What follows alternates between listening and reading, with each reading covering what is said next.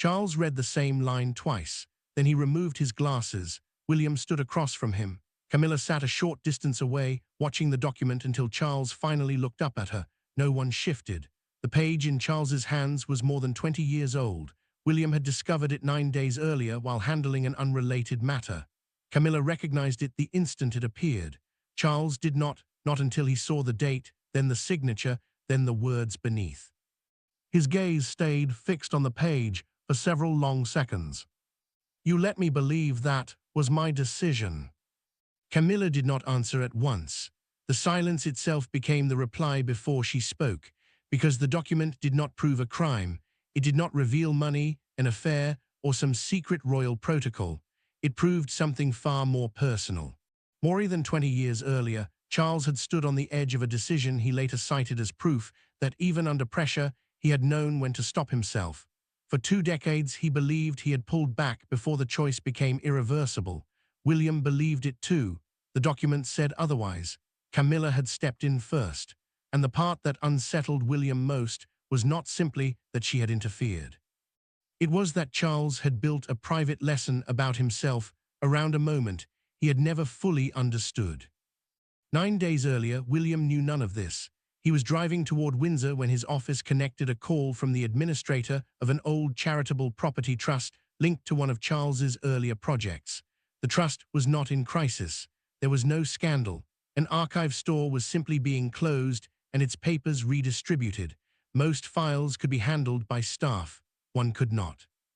The administrator had found an original suspension instruction connected to Bridge House, a residential training project Charles had supported years before. The page carried Camilla's signature and a date William recognized. The administrator sounded uncertain. "I assumed the king had approved this." William looked out the window. "So did I." That was the first problem. William knew Bridge House, not as a famous royal institution or grand national monument, but as a practical project his father had cared about deeply. An old stone property converted into a residential training site for young people who had fallen out of school or early employment. Carpentry, horticulture, restoration, small business training. William and Harry had visited when they were younger. William remembered the workshop more clearly than the speeches. Sawdust on the floor, thick mugs of tea, his father absorbed in a conversation about stonework while everyone else waited to move on. He also remembered that Bridge House had nearly closed. The family version had always been simple. Charles, under pressure, had nearly shut the project down. Then he changed his mind. Years later, he referred to it as one of the moments that taught him not to make permanent decisions while angry. William had heard that story more than once, which was why the date on the administrator's document troubled him. He asked for the heading. The man read it, withdrawal and suspension instruction. William straightened. The original closure notice had already been prepared. Camilla's instruction did not cancel it. It ordered a 72-hour hold. William asked when the closure had been due to go out, 5 o'clock that afternoon, and when had she signed, 3:42, 78 minutes before release. William changed his route. 2 hours later he was at the archive. He needed no tour and no history of the trust. He asked for the document. The administrator placed one page in front of him, Camilla's name, the date, a short instruction requesting that the termination process be suspended for 72 hours and not returned for final release until a further option had been considered. William read it once, then again. "Where is the closure instruction?" A copy was brought out. Charles's signature was on that one, signed the evening before. That changed everything. Charles had not merely threatened to close. He had signed the order. The decision had already moved from emotion into action, and Camilla had stopped it without telling him. William placed the 2 pages side by side.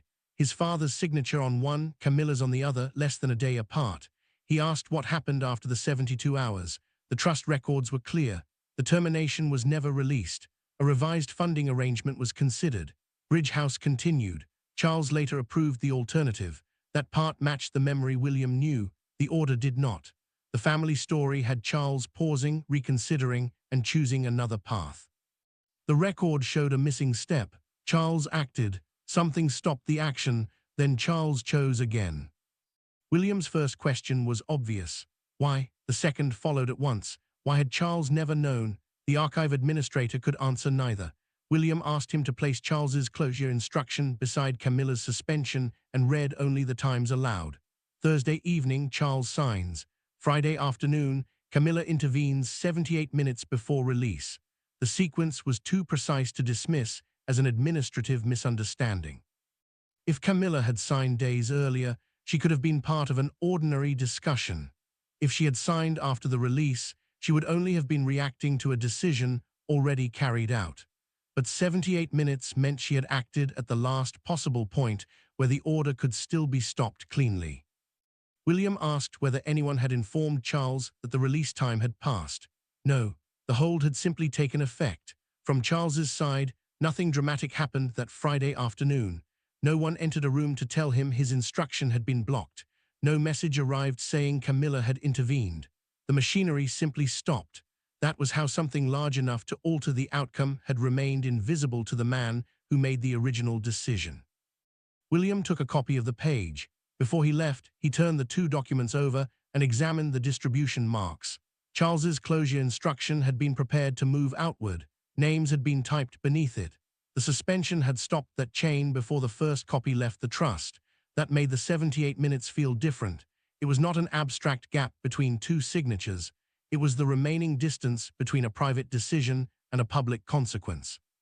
Once the closure notice reached staff, partners, and families, reversing it would no longer be as simple as changing a mind. William slid the copies together. At that point, he still thought there might be an awkward but ordinary explanation. Then he saw one name repeated through the old correspondence: Peter Wren, former trustee secretary, retired, still alive. William called him that afternoon. Wren did not sound surprised by the subject. He sounded disappointed that the subject had survived. William told him what had been found. There was a long pause. Then Wren said, "I wondered if that page would ever come out." William stopped walking. "You knew?" "Yes." "Did my father?" Another pause. "No." That was enough. William went to see him. Wren lived outside Bath.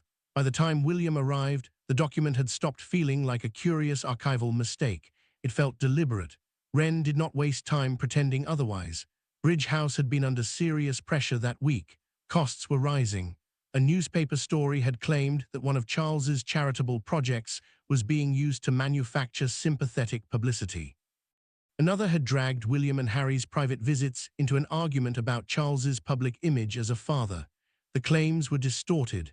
Charles had read them anyway. At almost the same time, a difficult family conversation had gone badly after another private matter reached the press. Wren remembered Charles arriving at a trustees' meeting exhausted and furious, not loud, but certain. That was worse. Charles argued that if Bridge House had become another place where young people, staff, and even his own sons could be pulled into public arguments about him, perhaps the responsible thing was to close it. He wanted the decision executed quickly. William listened without interrupting. The logic sounded almost noble: protect the people inside the project, remove the target and the spectacle. But Wren remembered something else. Charles was no longer separating Bridge House from the humiliation around it. He was trying to remove the thing that had become associated with the pain. The closure notice was signed Thursday evening. Wren took it. The next afternoon, before release, Camilla called. She did not ask whether Charles had signed. She asked whether the instruction had gone. Wren told her no, not yet. Then she said, "Don't send it." William's expression changed. That was the point where the evidence looked worst. Camilla knew Charles had made a decision. She knew it had been signed. She knew the trustees were about to carry it out, and she stepped between Charles and his own instruction. William asked what authority she had. Wren was careful. She had no power to simply overrule the trust. That was why there was a signed suspension request. The trustees could have refused. Wren did not. Why? The retired secretary looked at him. Because she sounded frightened. William had expected calculated. He had expected strategic. Frightened changed the picture. Wren remembered Camilla saying that Charles had barely slept. He had been angry for days. Every conversation seemed to end with somebody telling him what had been written about him, his sons, or his work. Camilla had tried to talk him out of closing Bridge House. He would not listen, so she asked for time, 72 hours. Wren told her he needed something in writing to explain why a signed instruction had suddenly stopped. He drafted the suspension request. Camilla signed it. Then she told him one more thing. If Charles asked directly why the termination had been held, Wren was to tell him. But unless Charles asked, Camilla did not want her name volunteered. Wren warned her that he would not lie. Camilla accepted that immediately. She did not ask him to alter a file or destroy the closure notice. She asked for the hold and accepted that the record would show who had requested it. That did not make the intervention proper, but it did not fit the easiest version of a secret operation either. Wren said the trust office had already begun preparing for closure. Contracts were being listed. Trainees were being mapped onto other programs. The decision was not being treated as a threat. It was being treated as final. That was why Camilla's call mattered. She was interrupting execution.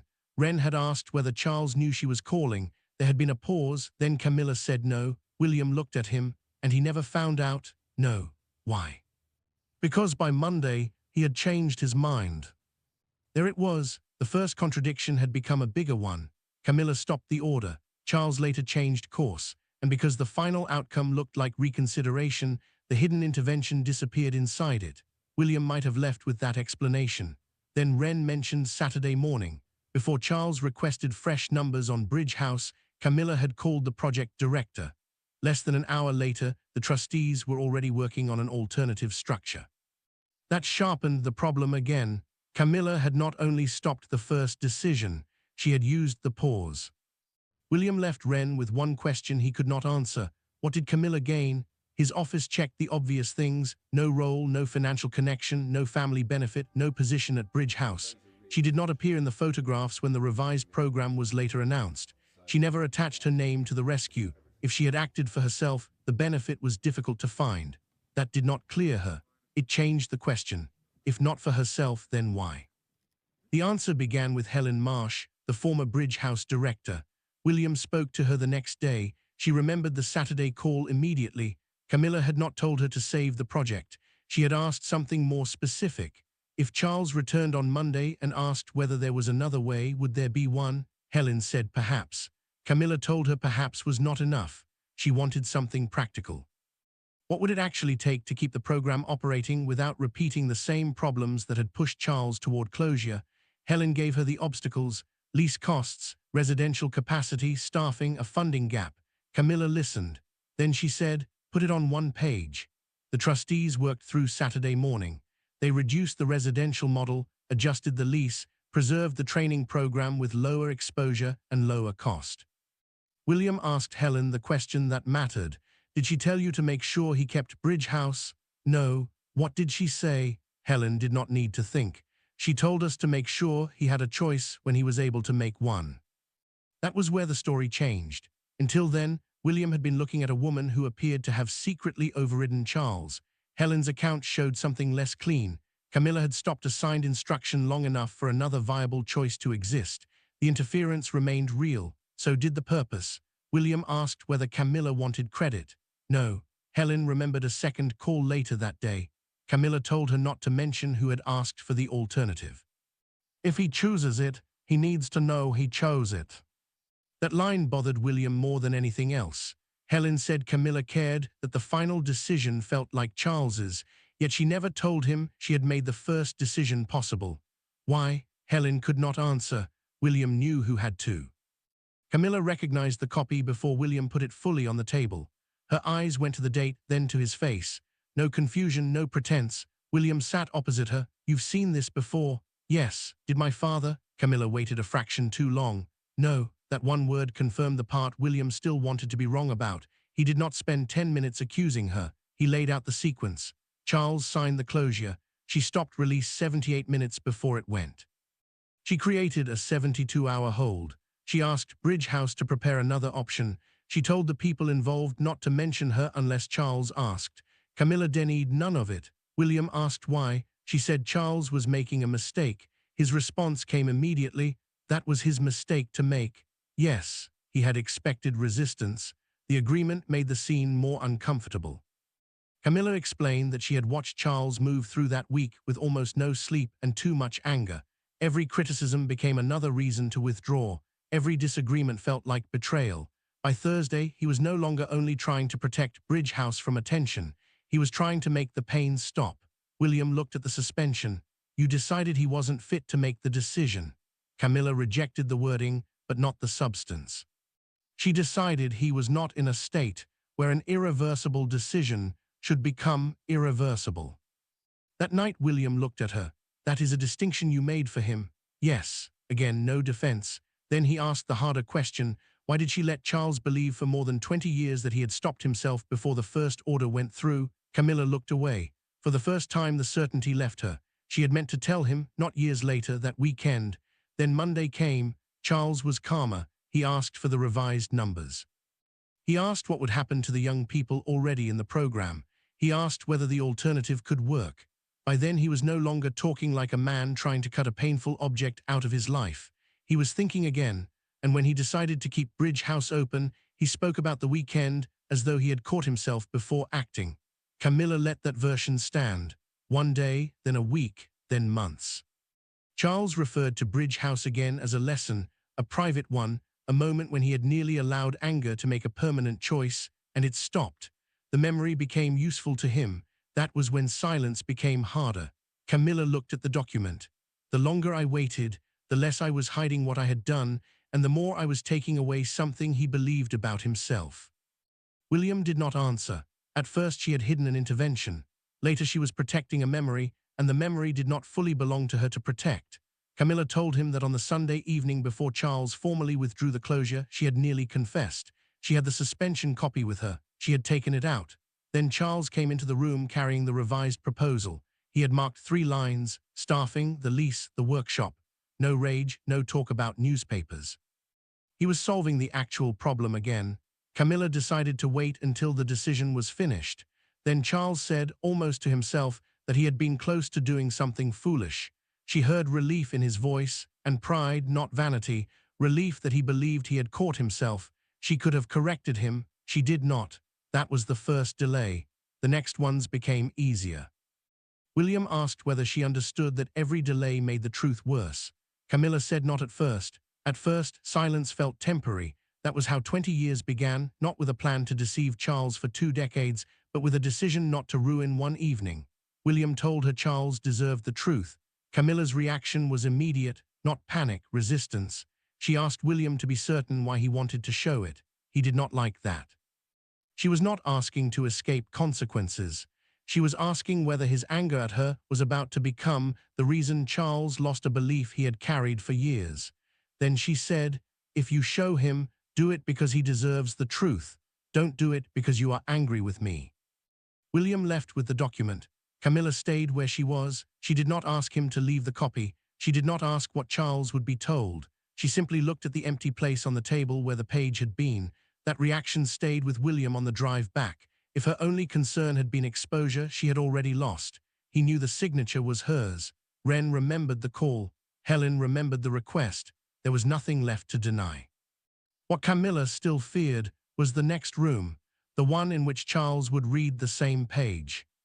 For most of the investigation, William had been following a contradiction. Now he had inherited the same moral problem Camilla had created years earlier. He knew something Charles did not. He could decide the truth would only hurt him. He could decide the useful memory mattered more. He could protect Charles from one painful fact. And the moment William saw the logic clearly, he disliked it, because that was exactly how Camilla had begun. He spoke to Anne once, briefly. He told her enough to understand the issue. She did not ask whether Bridge House surviving had been good. That was obvious. She asked whether a good outcome changed who had the right to make the original decision. William said no and agreed. Then she added the part that mattered.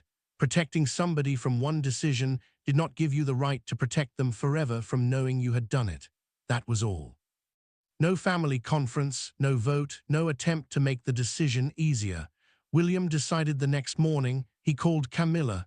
Tomorrow. She knew what he meant. He asked her to be there. She agreed. Before the confrontation, William fixed one point in his own mind. He was not going to tell Charles that Camilla had made the Bridge House decision for him. That would be false. Charles had made the later decision. He had asked for the revised numbers. He had read the alternative. He had chosen not to close the project. What William was going to tell him was narrower and more painful. The first decision had gone farther than Charles remembered. It had already been signed. It had already been moving toward release. And the person who stopped it was Camilla. William did not need to turn Camilla into a villain. The truth was difficult enough on its own. Charles came into the room expecting a private family discussion. He saw Camilla first, then William, then the old page on the table. He did not recognize it from across the room. "What's this?" William told him about the archive closure, Bridge House, the trust papers, the date. Charles frowned almost immediately. Bridge House was not a forgotten project to him. He remembered the week. He remembered deciding to close it. He remembered changing his mind. At least he thought he did. William slid the page across. Charles picked it up. At first he read quickly. Then his eyes reached Camilla's signature. He stopped. Read the date. Return to the top. 72-hour suspension. Termination notice not to be released. Further option to be prepared. Camilla's signature. Charles read the same line twice. Then he took off his glasses. The room went silent. William had imagined this moment repeatedly. He had imagined anger, confusion, a demand for explanation. Instead, Charles simply looked at Camilla. "You let me believe that was my decision." Camilla did not soften it. "Yes." Charles looked down again. He asked whether he had already signed the closure. Yes. Whether she had stopped it. Yes. Whether she had arranged for another option to be prepared. Yes. The answers were short enough that there was nowhere for either of them to hide. Charles stood. His voice stayed level. "What gave you the right?" Camilla looked at him. "Nothing." That stopped him for a second, not because it repaired anything, but because she refused the easiest defense. She did not say love gave her the right. She did not say the outcome proved her right. She did not say Charles should be grateful. Nothing gave her the right. She had crossed the line anyway.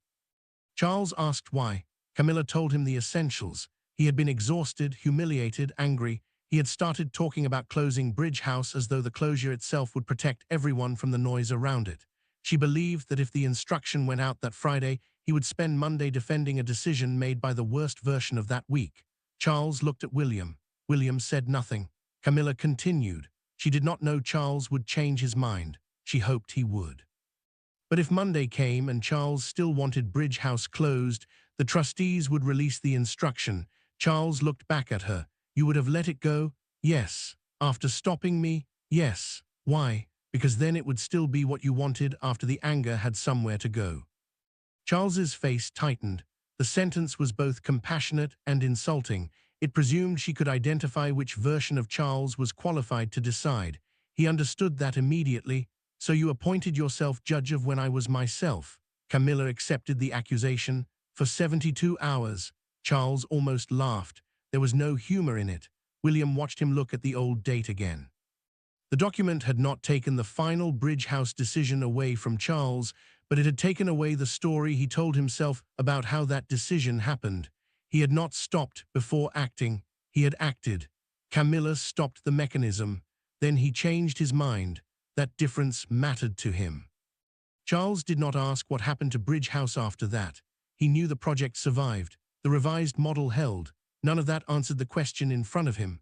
A good outcome could not retroactively grant Camilla permission, and a violation of his choice could not erase the fact that he later made another choice freely. Charles seemed to understand both at once. He looked at the page, then at Camilla, then asked why she had never told him. Camilla's answer was quieter. She had meant to. Then Monday came. He was calmer. He spoke about Bridge House differently. He admitted he had almost allowed humiliation to become principle. He seemed relieved that he had not gone too far. Camilla let the moment pass. Then he used Bridge House again months later as a private lesson. The story became part of how he understood himself. Telling him the truth became harder each time. Charles listened without moving. "So you chose the memory for me too?" Camilla closed her eyes briefly. "Yes, that was the deeper wound, not the intervention, the years." Every time Charles repeated the lesson, Camilla knew there was a missing piece. Every time she remained silent, she decided again that he was better off without it. William saw his father look at the document as though it had changed weight. Charles asked one more question. "Would I have regretted closing it?" Camilla did not answer quickly. "I thought you would. That wasn't your decision to make." No, nothing after that could absolve her. She did not try. Charles put the document on the table. For a moment, his fingers remained on the corner. William could see that Charles was resisting the instinct to reduce the whole thing to one verdict. Betrayal would have been easier. Gratitude would have been easier. Either one would have let him stop thinking. Instead, he looked at his own old signature once more, then at Camilla's beneath the suspension. Two decisions made less than a day apart by two people who had both believed they were protecting something. Charles removed his hand. Then he left the room. No slammed door, no final accusation, no order. He simply walked out. Camilla did not follow. That silence felt like an ending. For the rest of the day, Charles kept his public schedule. Nothing outside the family changed. There was no announcement, no sudden punishment. The old document disappeared from the table and went with him. Camilla did not ask for it back. William did not call for nearly 2 days. Nothing happened. William did not chase him for an answer. Showing Charles the page had been William's decision. Deciding what it meant could not become another decision made around him. Then Charles asked for the rest of the Bridge House record. Not every archive box, only the sequence. His termination instruction, Camilla's suspension, the revised option, his later note withdrawing the closure. He read them in order. Thursday, Friday, Saturday, Sunday, Monday. His Thursday decision was real. Camilla's intervention was real. His later reconsideration was real. The story he had carried for 20 years was incomplete. A day later, Charles asked Camilla to come in alone. No William, no Anne, no audience. The old documents were on the table. Camilla noticed that Charles had placed them in order. His closure first, her suspension second, his reconsideration last. Charles did not ask whether she was sorry. He asked something different. Were you frightened? Camilla looked at him. Yes. Of me? No. Then of what? She took a moment. Of what you were doing to yourself. Charles said nothing. Camilla kept the explanation short. He had been hurt and calling it principle, angry and calling it protection. Every new criticism had made retreat look more virtuous. She believed that once the closure became final, pride would make him defend it simply because it was now his decision. Charles looked down at his signature on the termination. That was the part he understood, not because Camilla had been entitled to decide for him, but because he recognized the possibility. Once a decision became public, defending it could become easier than reconsidering it. Charles looked at her. You thought you knew me better than I knew myself. For that weekend? Yes. Camilla did not retreat. Yes. The answer hurt because it was honest. Then Charles pointed to the suspension. And after the weekend, Camilla looked down. That was where her defense ended. After the weekend, Charles was no longer the man she believed needed protecting from an irreversible choice. He was simply a man she had deceived. There was no 72-hour argument for the next 20 years. Charles knew it. Camilla knew it. You should have told me. I know. No justification followed. Charles looked at the papers, his termination instruction, Camilla's suspension, his reconsideration. Then he gathered them. Camilla watched him align the edges. He did not tear anything. He did not remove her page. He did not keep only his own. He asked that the full sequence be preserved together, not one version, all of them. The archive envelope remained open on the table. Charles placed the 3 documents inside himself. Camilla watched. He closed the flap. You should have told me. I know. This time he nodded. More than 20 years earlier, Camilla had interfered because she believed Charles deserved another chance to decide when he was thinking clearly. William eventually showed him the hidden document because Charles deserved one thing she had denied him for too long, the choice of what to do with the truth. Charles pressed one hand over the closed envelope. Then he moved it to his side of the table.